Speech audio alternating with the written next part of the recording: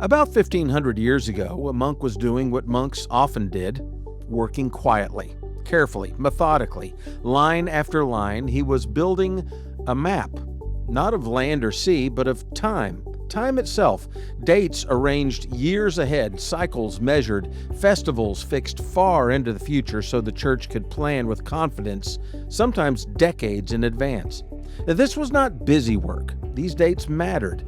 They shaped worship, they shaped fasting and unity. Get them wrong, and entire communities would find themselves out of step, celebrating while others mourned.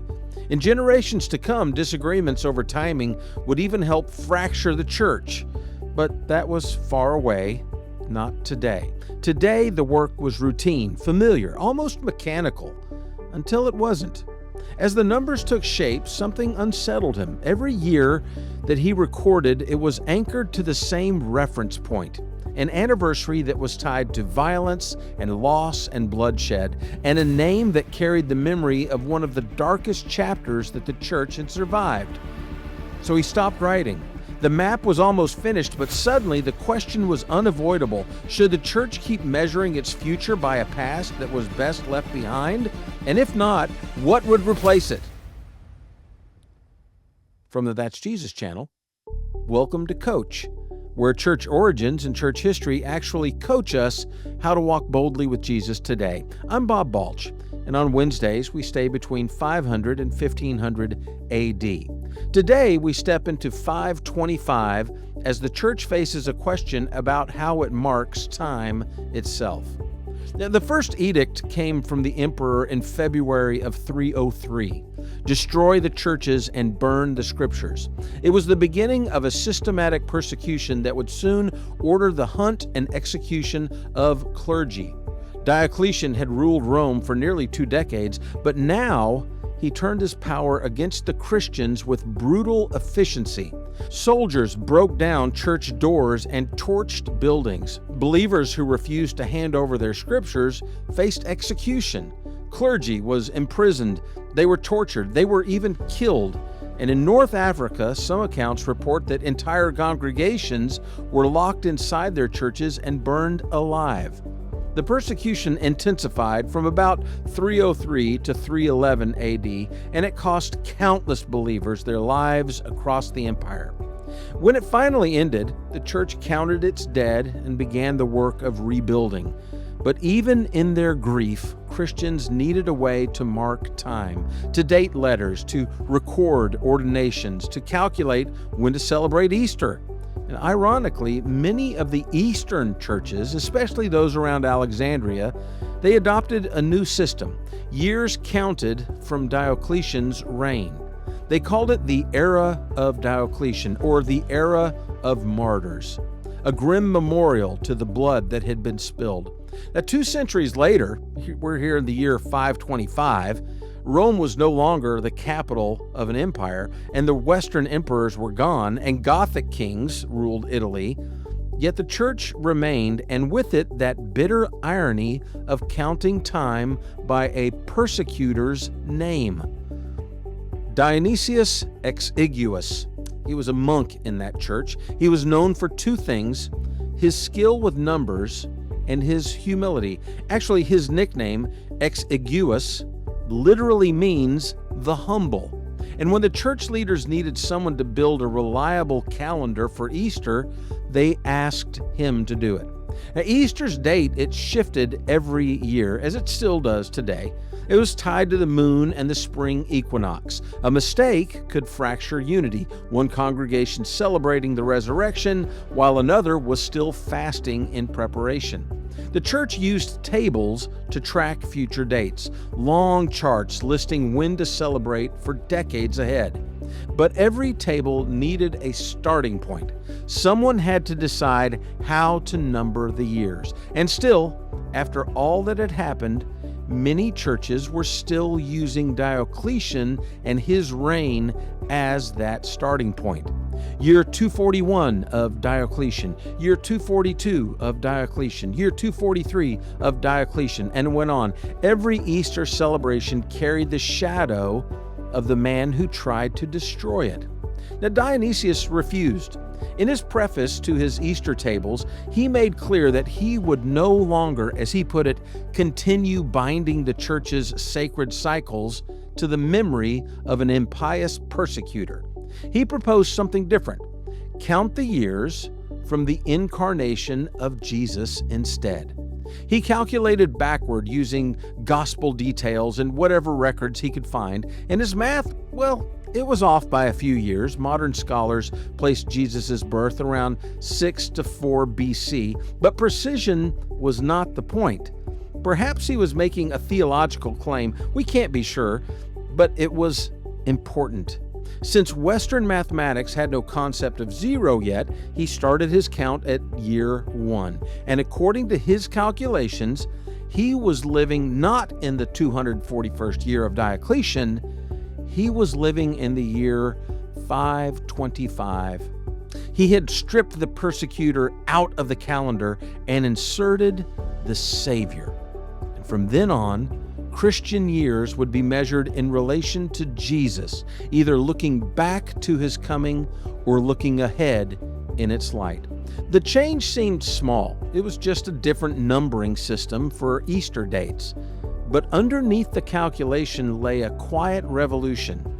Time itself should belong to Christ, not Caesar.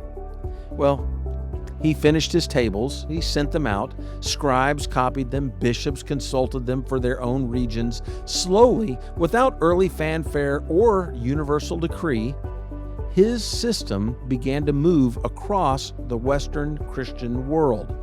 For the next century, Dionysius's Easter tables traveled the ancient roads of Christendom, copied in monastic scriptura from Italy to Gaul, and then a generation later, they reached a remote corner of the world and a monk named Bede. Now, Bede was writing a history of the church in Britain. He saw Dionysius's tables and recognized their significance.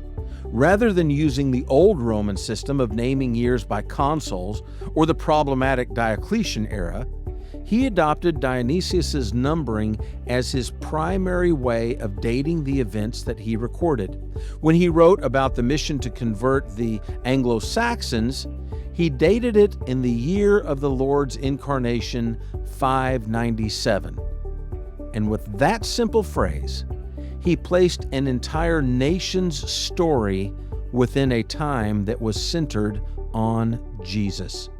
Bede's history spread across Europe. Monasteries copied it, scholars trusted it, kings and bishops saw its usefulness, and within just a few generations, rulers began using the same dating in official documents, especially in the Latin West.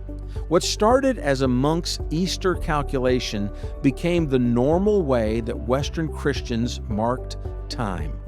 By the early 800s, the shift was sweeping across Europe. Tax records, royal decrees, church letters, they all carried the same quiet confession at the top of the page.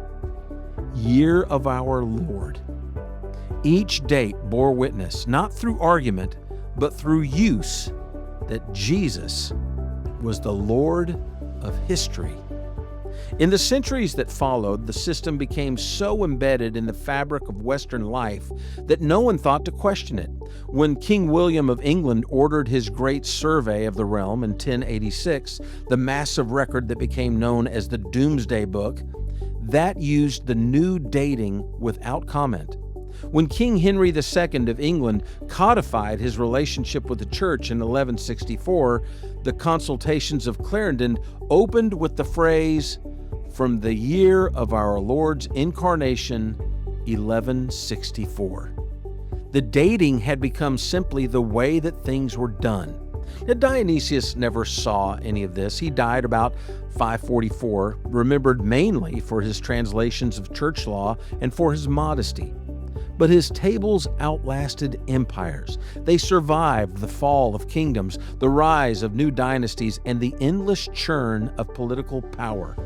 Centuries passed. The calendar itself needed adjustment. The Julian system was drifting out of sync with the solar year. And in 1582, Pope Gregory XIII reformed the entire calendar to correct that astronomical error. He adjusted leap years, he shifted dates, but the framework, the numbering of years from Jesus, remained untouched. Even scientific precision could not uproot what faith had planted. Now, the real question was never about math. It was about allegiance. Who gets to define time? When you number the years by emperors, emperors control the story. Every date reinforces their power, their legitimacy, their place at the center of history. But when you number years by the coming of Jesus, he becomes the center. The calendar itself becomes a confession of faith. This is why Dionysius' work mattered, not because his calculations were perfect, because honestly they weren't, not because he was famous or powerful, because he was neither of those either, but because the work challenged the practice of marking time by a persecutor, and it offered an alternative centered on Christ. The answer changed everything. The calendar became a daily confession, not through decree or argument, but through the steady rhythm of ordinary life. Every contract that was signed, every letter that was dated, every official document that was sealed, each one whispered the same truth. Time itself now belonged to Jesus. Now, farmers planting crops by the calendar, merchants recording debts, kings issuing charters, monks copying manuscripts, all of them, knowingly or not, participated in a quiet revolution that had started in a Roman monastery with a humble scholar and his Easter tables. But here's the challenge that remains. We still write those dates. We still mark our calendars with years counted from Jesus coming to earth. The question isn't whether we understand the difference between AD and BC. The question is this: do we live as though our time actually belongs to him, or did we simply learn to write Anno Domini? We should check our calendars. One of the quiet truths that history reminds us of is that belief is often shaped long before it is spoken, not through sermons or statements, but through systems, through the ordinary structures that organize our shared life together. Churches today make countless practical decisions. Calendars are set, programs are scheduled, rhythms are established, in much the same way that the church did for several hundred years after Diocletian's reign. None of it feels theological. Most of it feels neutral, necessary, and administrative. And yet, those decisions slowly teach us what matters most without ever saying a word. We can gather weekly in Jesus' name and still allow urgency, productivity, and efficiency to become our real guides. Now, we can say Jesus is central while structuring our shared life around everything else. The way we plan, the pace we normalize, the things we protect, and the things we hurry past, they all communicate something, especially to those who are watching quietly from the edges. This isn't about accusing the church of bad intentions. Most of these patterns grow out of faithfulness, not neglect. We want to serve well. We want to be organized. We want to reach people. But history shows us how easy it is for practical tools to begin carrying spiritual weight that we never intended them to bear. At some point, the question becomes unavoidable. Are our shared rhythms quietly pointing people towards Jesus, or simply fitting Jesus into a schedule that's already been claimed by something else, like the church, who had a schedule based on an emperor who killed them in the past? Now, that question isn't meant to condemn us. It's meant to steady us, to invite us to notice what our common life is actually centered on. And once we begin to notice that together, it naturally presses closer to home. It's easy to see this at a distance rather than see it in ourselves. Most of us would say without hesitation that Jesus matters to us. We mark our lives with His name. We gather in His name. We even measure time itself from His coming. But that doesn't automatically mean that He defines how our days actually unfold. Now, I know how easy it is to write Jesus onto the calendar and still let everything else decide how the hours are spent. Deadlines speak louder than prayer sometimes. Notifications interrupt silence. Good responsibilities, sometimes they slowly crowd out our attentiveness to what really matters. None of it feels rebellious. It just feels normal. But when we slow down long enough to notice, a gentle question surfaces. What actually gets the first claim on my time? Not what do I believe, not what do I intend, but what consistently shapes my pace and my focus and my availability. Jesus doesn't force His way into our schedules. He invites, He waits, He meets us in the ordinary moments that we often just rush past. And sometimes the most honest response isn't to fix anything. It's simply to admit what has been quietly forming us instead. This isn't about guilt. It's about awareness, about letting Jesus be more than a label attached to our life and allowing Him to shape how every day is lived. No, let me back up. Allowing Him to shape how today is lived. Not perfectly, not dramatically, but honestly. How are we allowing Jesus to shape us right now? Maybe the invitation is simple, to notice where our time already belongs and to bring that truth without defensiveness to the presence of Jesus, to let Him help us. But it is an invitation, and I hope it's one that you'll consider. If this story of Anno Domini dating challenged or encouraged you, share it with a friend. They might really need to hear it. Make sure you go to thatsjesus.org for other Coach episodes and resources. And don't forget to follow and like and comment and rate and review and subscribe and share and favorite and repost and heart and star and ring the bell and tag a friend, or just whisper some kind words into your phone because you know it's listening. In short, just do whatever you can to trick this algorithm into thinking that you care about this series. But most of all, and seriously, don't forget to tune in for more Coach episodes every week, because every episode dives into a different corner of church history. But on Wednesdays, we stay between 500 and 1500 AD. Thanks for listening to Coach, where church origins and church history actually coach us how to walk boldly with Jesus today. I'm Bob Balch with the That's Jesus channel. Have a great day and be blessed. So honestly, working through this episode reminded me how easily my days get filled without much thought.